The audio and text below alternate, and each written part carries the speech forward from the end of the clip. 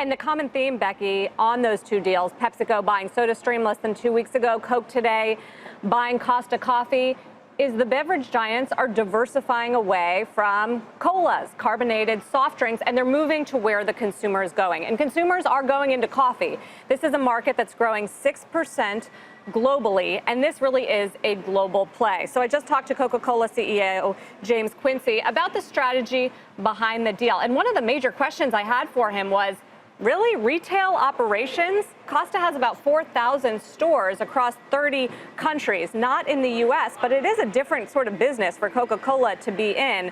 Here's what he told me about that. He said clearly part of the coffee strategy is having stores because they build business and the brand. We are buying a great management team, which importantly he's keeping in place, that knows what it's doing in retail, clearly not our core competence. Along with roasting coffee, that's what they're bringing. We're bringing the global scale. We can introduce different formats as a total beverage provider. In some places, you might see stores, beans, and machines. He really emphasized to me that this is not a retail strategy. It's not a food strategy because Costa also sells pastries in its stores.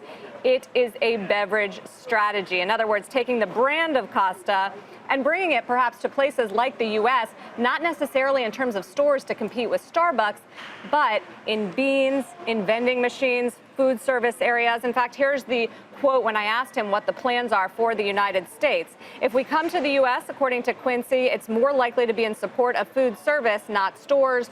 There's a lot of stores in the U.S. There's more room for growth in Europe and Asia. Food service, of course, they have McDonald's. They have contracts with Burger King, some of the biggest restaurants in this country. So clearly there's an opportunity to get more coffee vending machines and beans into those stores. And then finally, as it relates to the deal and what it means for Coke shareholders, Quincey tells me Coca-Cola shareholders got a good deal because we can take this global in a way that nobody else can. Different estimates as far as what they pay. The Financial Times says it's a 20% premium off of the market value of Whitbread, the parent company based in the UK. Clearly, Coke shareholders, guys, are happy with this deal, which really speaks to two big trends in the beverage space. Go to where the growth is, and it's not happening in It's happening in Coke a little bit more now, and maybe starting to come back in Diet Coke, but it's really happening in places like sparkling water, hence the SodaStream deal, in coffee, hence this deal, and very much overseas as well, which this is a play for.